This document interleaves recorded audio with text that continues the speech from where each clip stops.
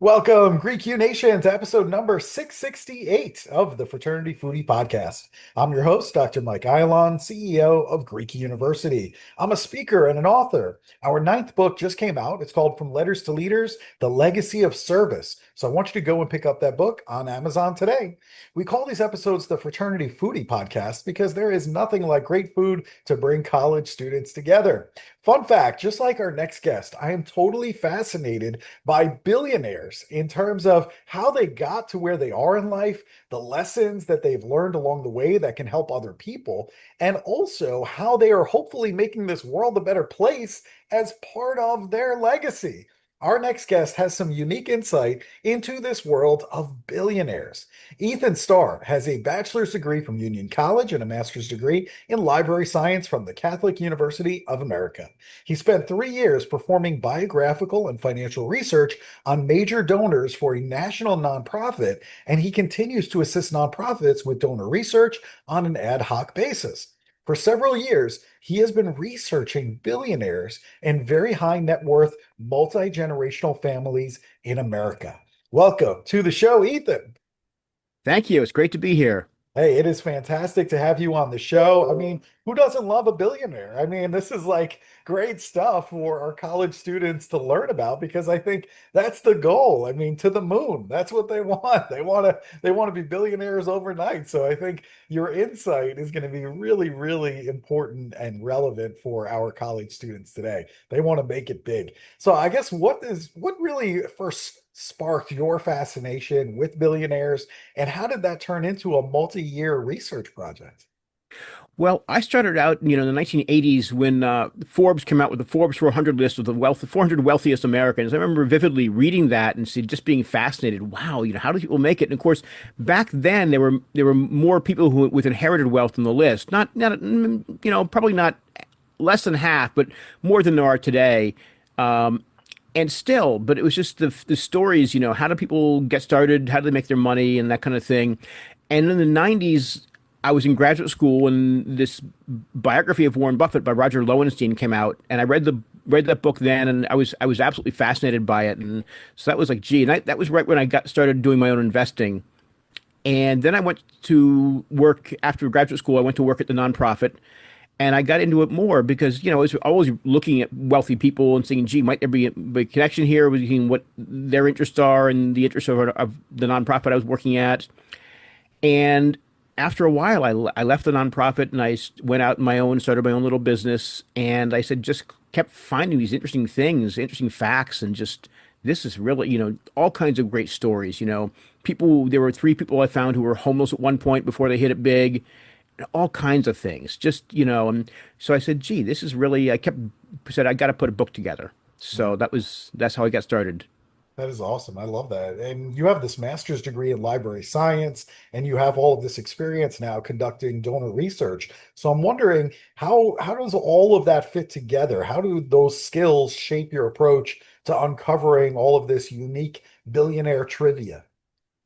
Well, I'm aware of more sources and I use a variety of sources many people may not use or even be aware of, databases of older newspapers and magazines, some legal databases to search for some things.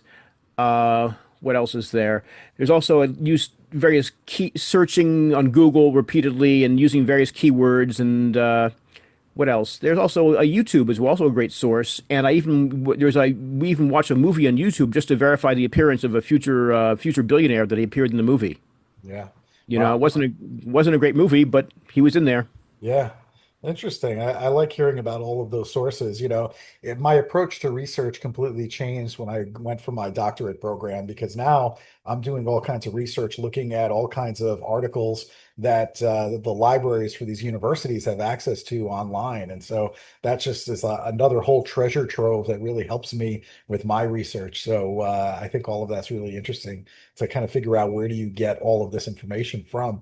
And your book uncovers really unusual and surprising facts about America's wealthiest individuals. You talk in there about elephant attacks and even inexpensive homes What are a few of your favorite, you won't believe this stories about America's wealthiest individuals? Well, one I just can't forget, and it's the just the images in my head of what it must have been like.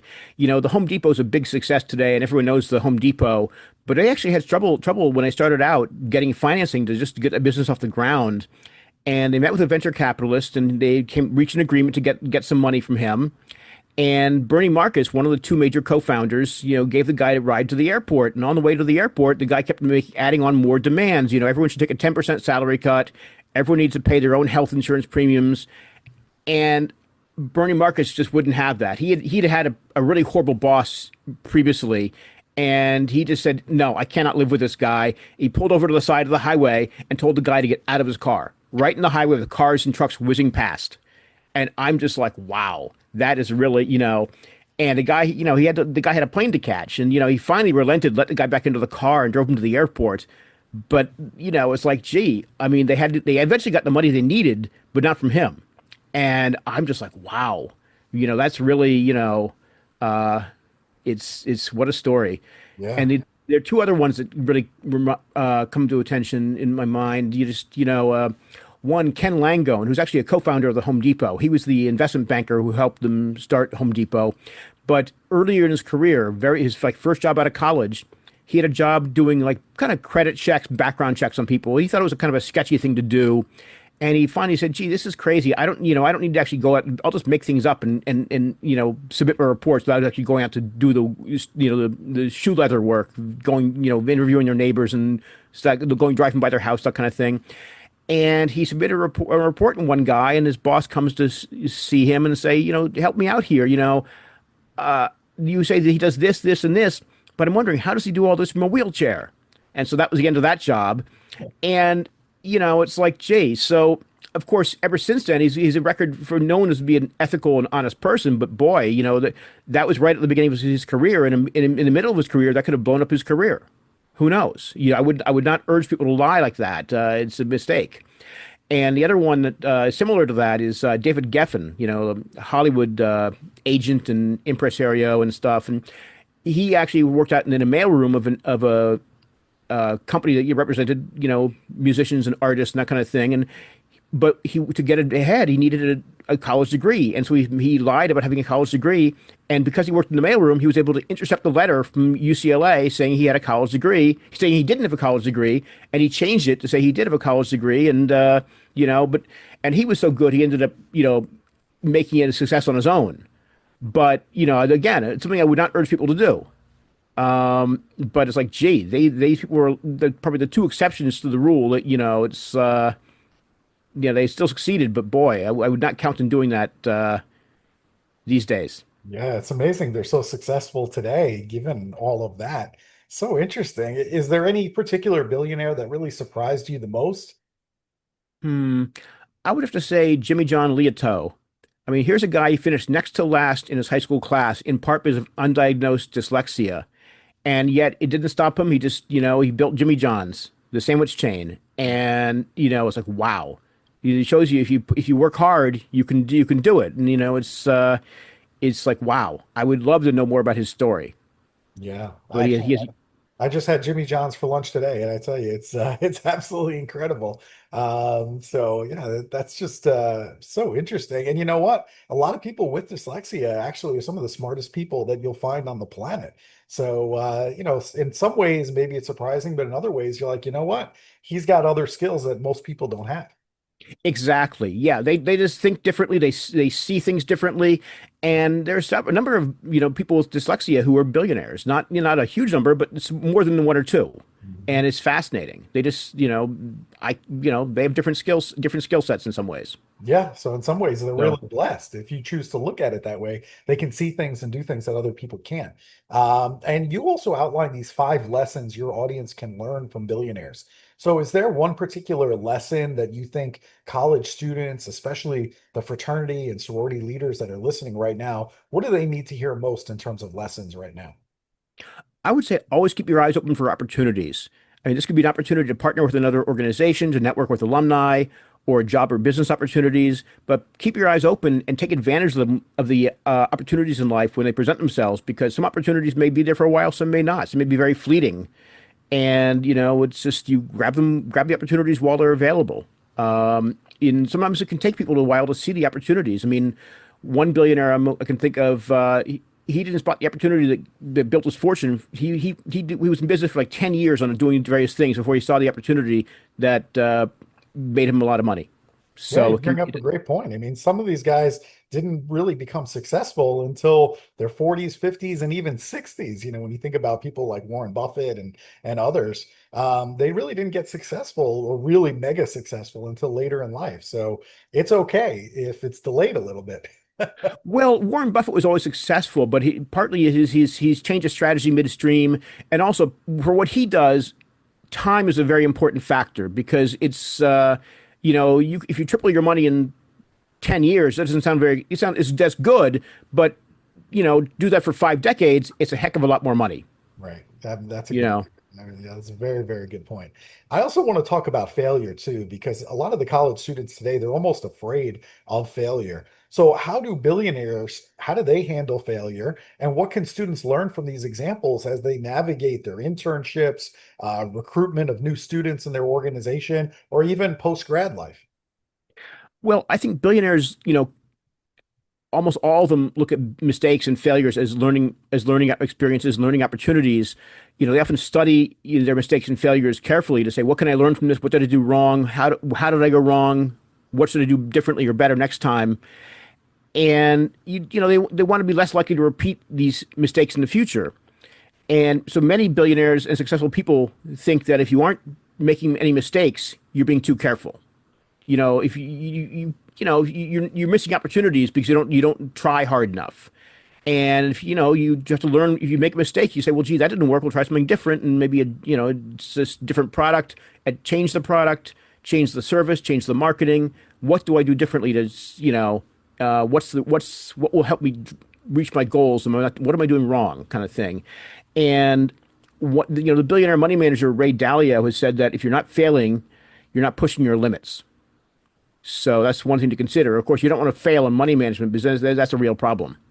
But in other businesses, you can say, gee, you might change that to mistakes and say, gee, you're not pushing your limits if you don't make mistakes, kind of thing. And Ray Dalio has this principle that pain plus reflection equals progress. So you make a mistake, you have pain, you reflect on it, and hopefully that propels you forward with progress. So, but the key is to make well-intentioned mistakes, not stupid mistakes.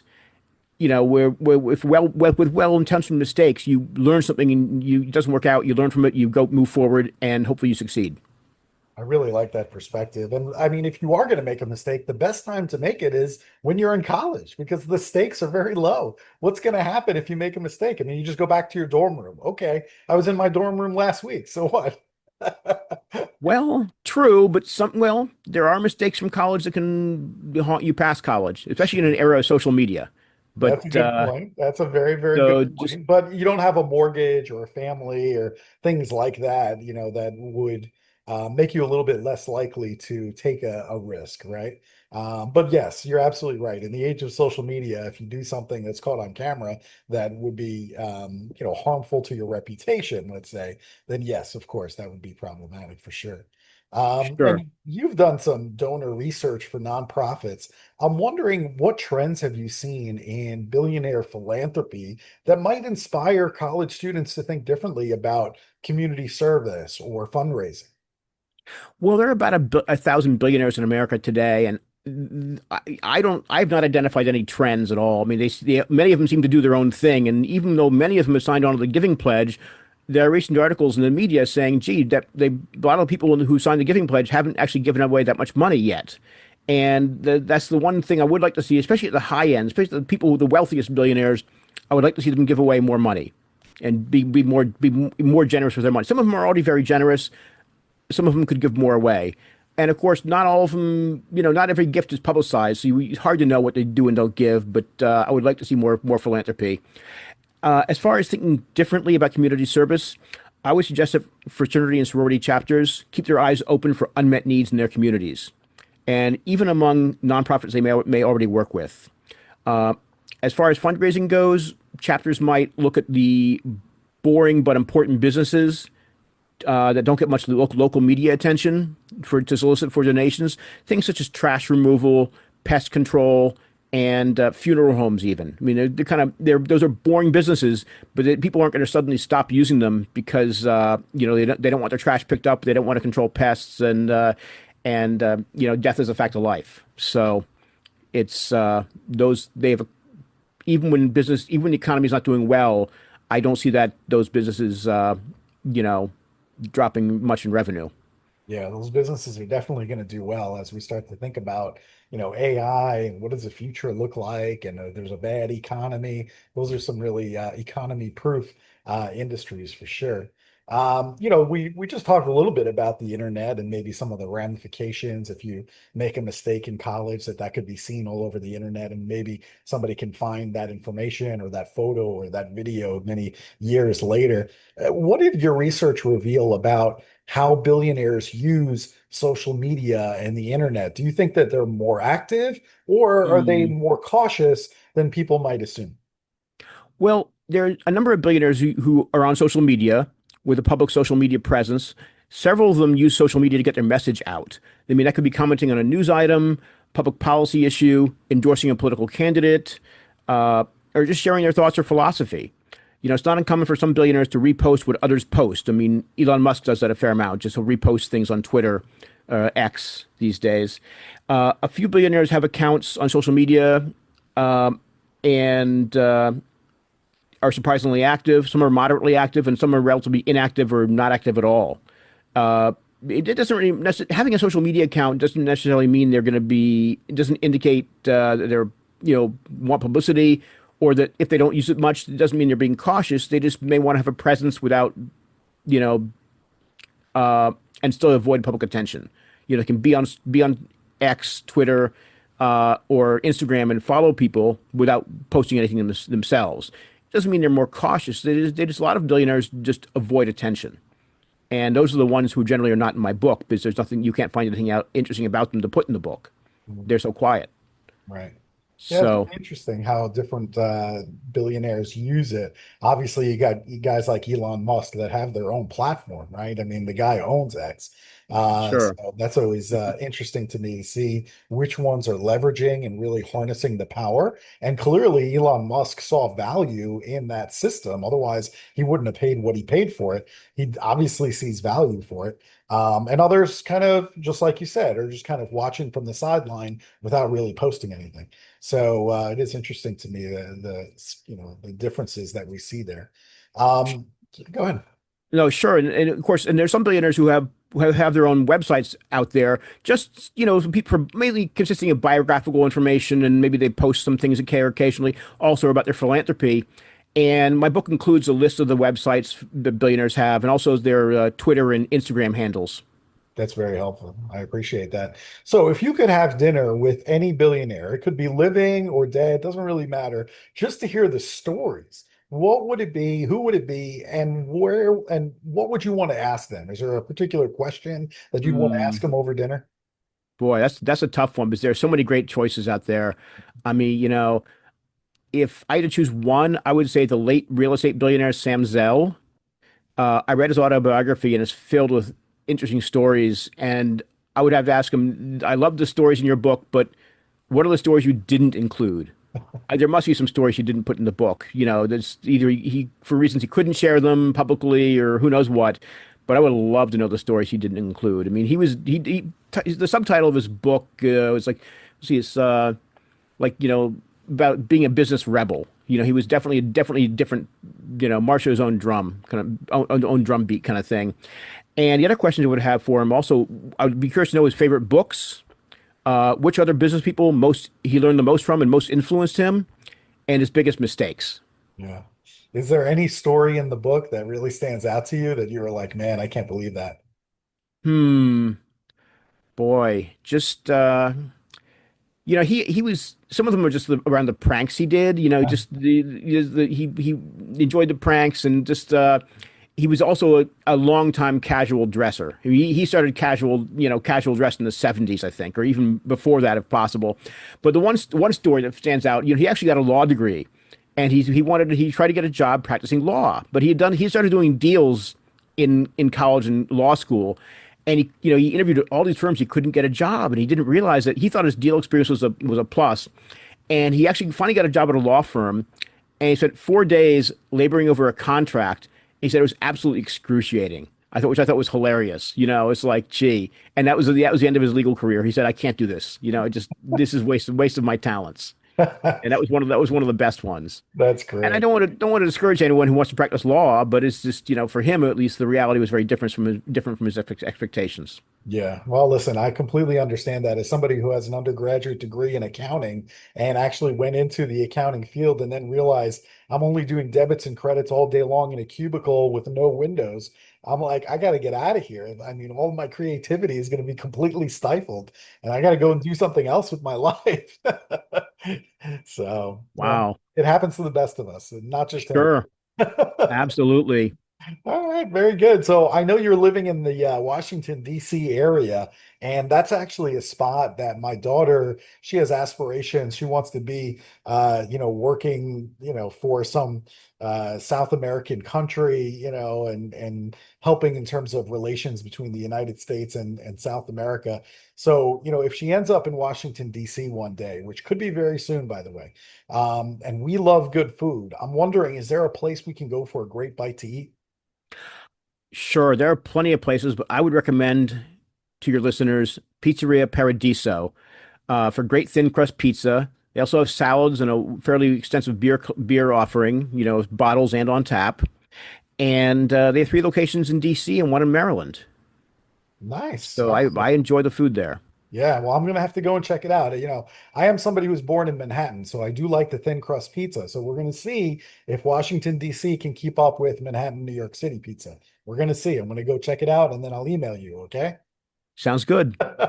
So if our listeners, if they want to go and buy your book, the book is called Billionaire Trivia: Fascinating Facts About America's Wealthiest People. So they want to get the book, they want to connect with you. Where should they go in order to do that? Well, Billionaire Trivia is available on Amazon.com. The Kindle edition is $2.99. I believe in keeping things as affordable as possible in these days when everyone's trying to make their dollars go a little farther. And I post items about billionaires on X or Twitter, and I use the handle at Billion Trivia. So I also, besides posting news items there, I also retweet interesting posts by billionaires. And I also have a website at billionairetrivia.com. There's not a lot out there yet. I'm gradually adding things to the website, but you can find every link in the book is also on the website. Fantastic. Well, So this, for those who, yeah, I think this is going to be a lot of fun for our listeners to go and check out. I appreciate all that. great.